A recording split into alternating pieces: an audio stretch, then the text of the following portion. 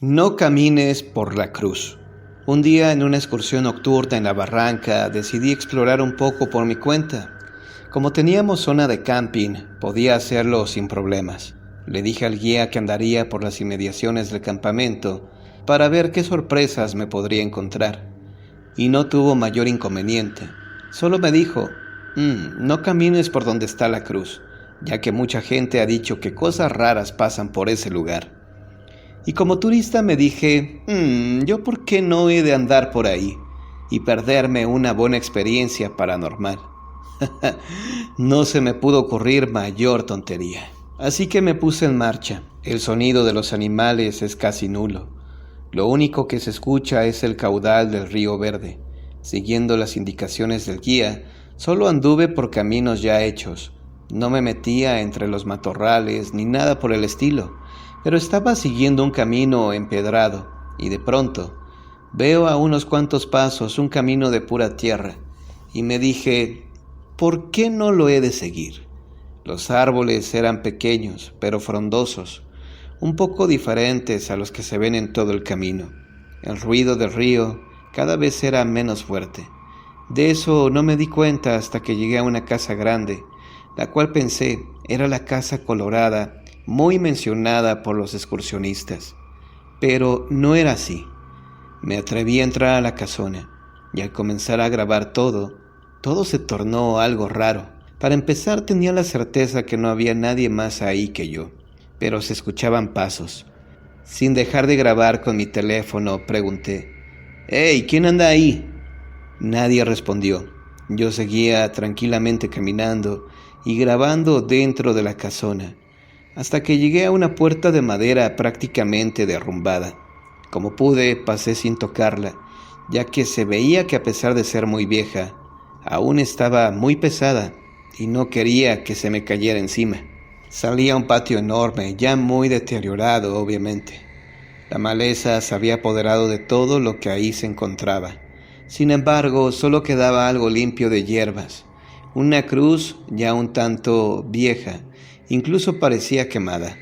Al darme cuenta, un escalofrío recorrió todo mi cuerpo, y algo me dijo, «Lárgate ahora mismo de aquí». Claramente no iba a discutir con yo interior, y emprendí la retirada que se vio frustrada en segundos. La puerta, que estaba a nada de terminar en el suelo, ahora estaba perfectamente en su lugar. Me acerqué a ella y la traté de abrir. Mis intentos fueron inútiles, estaba cerrada.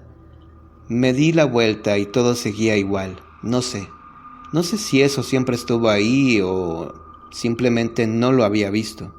Era un tipo de parroquia ya muy derrumbada. Yo pensando, es un lugar sagrado. Nada malo puede haber ahí. Sin perder tiempo, me dirigí a ese lugar. Al estar afuera de la parroquia, logré escuchar que alguien rezaba ahí adentro. Por alguna razón, sentí alivio. Al entrar no me encontré a nadie en ese lugar, pero los rezos se seguían escuchando hasta el fondo y me dirigí hasta allá. Lo único que me encontré fueron unas marcas en el polvo que parecían frescas. Eso era algo imposible, ya que yo en ningún momento vi que pasara alguna persona o que algo se moviera. De nuevo se escuchaban los pasos. Miré a mi alrededor y no había nadie, pero alcancé a ver por la parte de afuera que alguien venía con una vela encendida. Me quedé quieto y como si de algo sirviera, contuve la respiración. La luz de la vela al llegar a la puerta simplemente se apagó. No había nadie, solo yo otra vez. Salí de la parroquia y escuché la risa de una niña. Eso me heló la sangre de golpe. Intenté correr, pero las piernas no me respondieron. Llegué a la puerta, ya que era la única salida, y seguía cerrada. Los nervios y el miedo se apoderaron de mí. Los pasos y los rezos se acercaban cada vez más. La sonrisa de la niña se escuchaba a lo lejos. Al estar tratando de abrir la puerta, sentí cómo me tomaban del hombro. Me giré y no había nadie. Corrí de nuevo a la parroquia. Al entrar escuché como una parvada de pájaros emprendía el vuelo. Me arrinconé en la primera esquina que vi, quedando en cuclillas. Levanté la mirada y vi que por afuera había personas con velas caminando sin dirección. Los rezos no cesaban. Bajé la cabeza y cerré los ojos. No sé qué hacer. El miedo me tenía completamente dominado. No podía dejar de temblar. Una razón es el miedo que siento, pero también contaba el frío extremo que comenzaba a sentirse. No sé cuánto tiempo pasó. Yo no levantaba la cabeza para nada. De pronto el silencio reinó de una manera fuera de lo normal. Podía escuchar hasta mis propios latidos. No sabía qué hacer. De repente una mano me tomó del hombro y me llamó por mi nombre. Israel, ¿estás bien? Sentí que la sangre me volvía. Todos mis miedos se disiparon inmediatamente. Gracias a Dios. Sí, estoy bien. ¿Qué te pasó? Llevamos horas buscándote todos. Estábamos muy preocupados y tú aquí escondido. Al decirme eso, levanté la mirada y estaba recargado en un árbol. No había alguna casona, tampoco había alguna parroquia cerca. No comprendía lo que estaba pasando y todo lo que había vivido fue una alucinación. ¿O qué diablos pasó aquí? ¿Escondido? ¿De qué hablas?, le pregunté. De camino de regreso al campamento les conté lo que me acababa de pasar. Llegando les mostré el video que tomé y Joaquín quedó sorprendido porque se veía claramente todo lo que les conté. Pero lo más sorprendente es que él jamás había visto algo similar a lo del video. El guía simplemente se quedó sin palabras. Él solo me dijo: no debiste caminar por donde está la cruz. Te lo advertí, ¿no?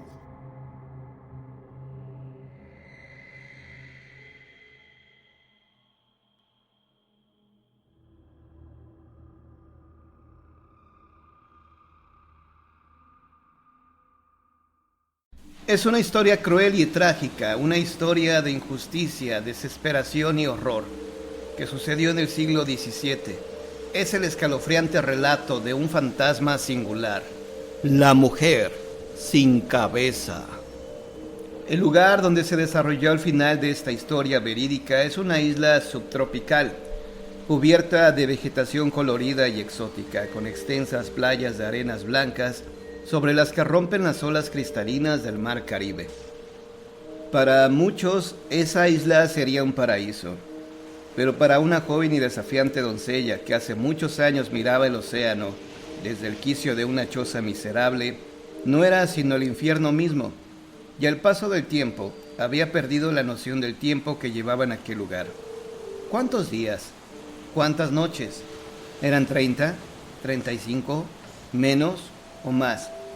Cierto día había huido de la cabañita sobre la playa, buscando esconderse en el interior de la isla, pero hombres mal encarados y de manos rudas la habían perseguido, atrapado y llevado a rastras de vuelta a su prisión. Si fuera por ellos, le hubieran propinado una paliza ejemplar, y quizá habrían abusado de ella. Pero José Gaspar, quien la había secuestrado, había dado órdenes estrictas de que no echaran a perder su belleza. Por ello, sí la maltrataban, pero no le pegaban ni atentaban contra su virginidad, porque ello hubiera equivalido a una sentencia de muerte. La doncella era propiedad de Gaspar. Los trágicos sucesos comenzaron en el puerto cubano de La Habana, donde cierto día Josefa andaba de compras cerca de los muelles y fue vista por Gaspar, uno de los más temidos piratas de la época. Ella era joven, hermosa, a la vez inocente y sensual, y para Gaspar resultó irresistible. El deseo que sintió por ella fue abrumador y simplemente, momentos después de verla, ordenó a 2 miembros de su tripulación que la secuestraran. Esa misma noche el barco de Gaspar zarpó con proa a Florida, con Josefa encerrada en una de las cabinas que había bajo cubierta. Ahí permaneció la doncella, sola y aterrada, hasta que los piratas llegaron a la isla de las cautivas.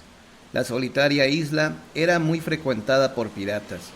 Ahí intercambiaban botines, guardaban esclavos y prisioneros por los que pedían rescate, y también recluían a sus mujeres preferidas.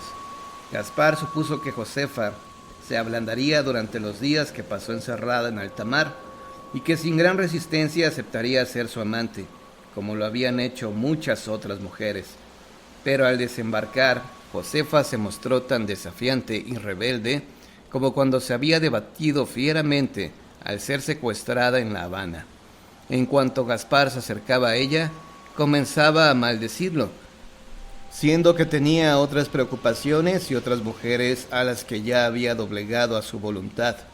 Gaspar se rió de la beligerancia de Josefa y finalmente la mandó a otra isla, deshabitada, con una pequeña escolta para que la joven reconsiderara su posición. El sanguinario ladrón de los mares le presentó dos opciones: o se entregaba libremente a Gaspar, o él se la dejaría a su tripulación de asesinos y borrachos. Pero a lo largo de sus interminables horas de cautiverio, la joven no lograba decidirse.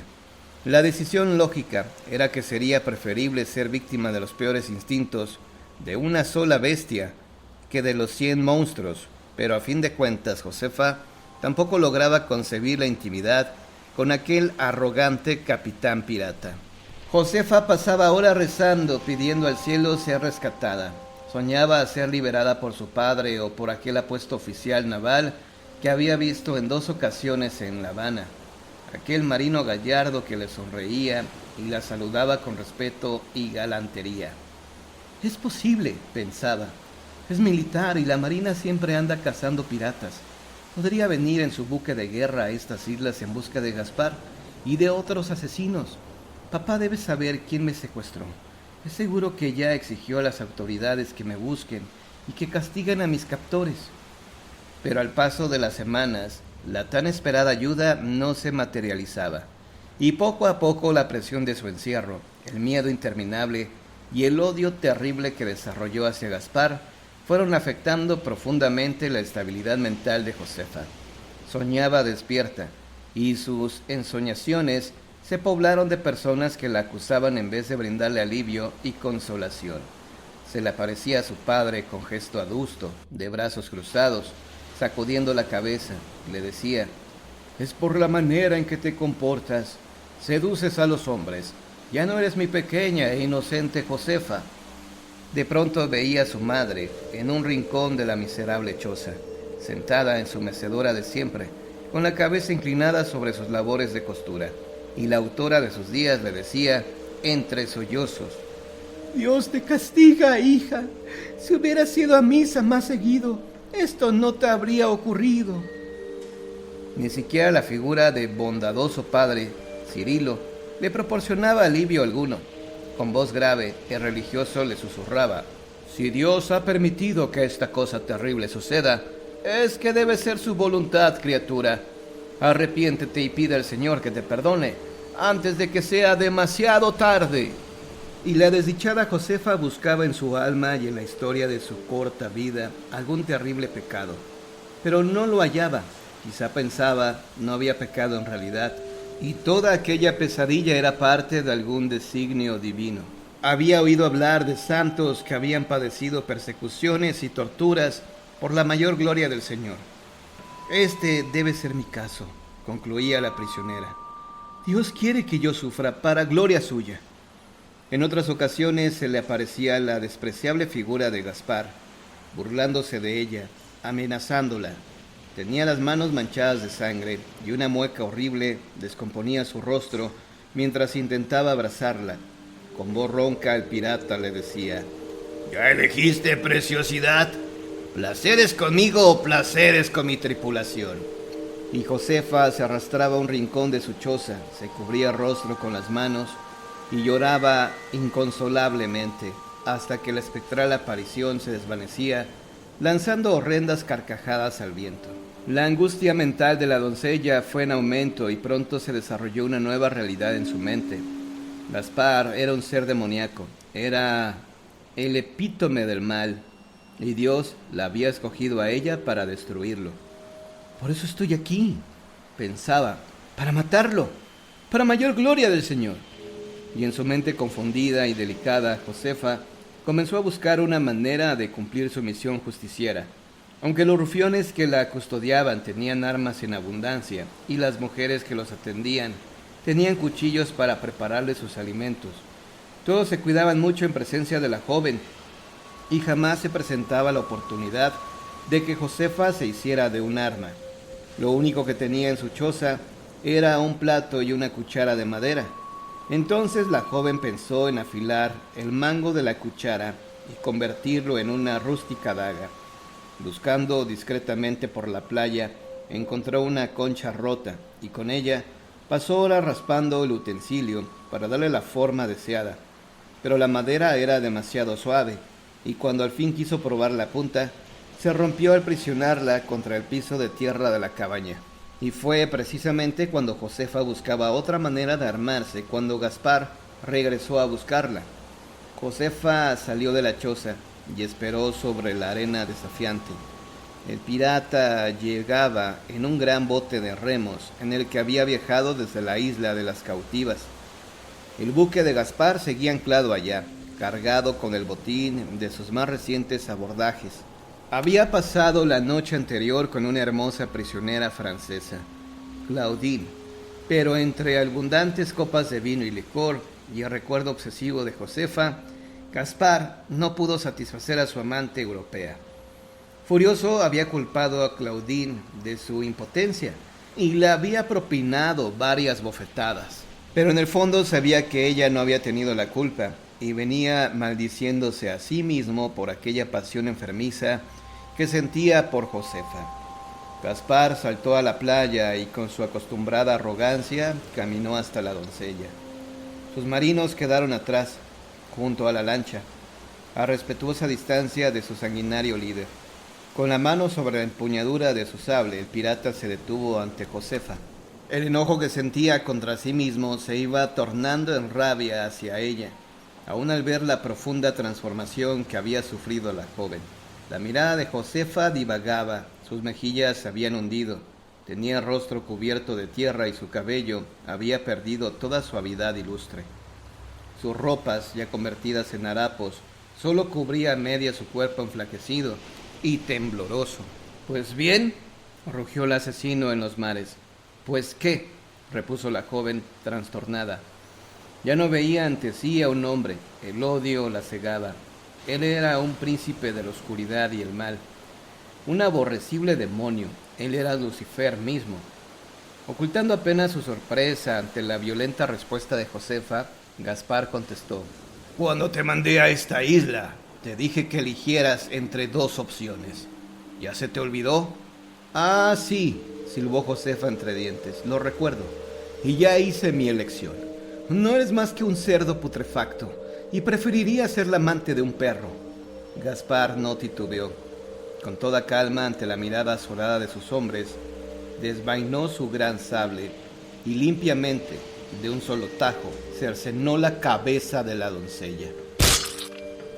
Desde aquella trágica mañana han transcurrido varios siglos. A lo largo del tiempo, personas que han visitado la isla hoy llamada Ucepa, forma coloquial de Josefa, han reportado el avistamiento de extraños fantasmas sobre las blancas arenas de sus costas o en la perfumada penumbra de sus selvas. Han sido vistos piratas o por lo menos vagas figuras que portan grandes cuchillos o espadas. También se han observado aborígenes desnudos, probablemente indios calusas, los habitantes originales de esa región del Caribe que poblaban aquellas islas antes de la llegada de los colonizadores europeos desde unos 3500 años antes de Cristo.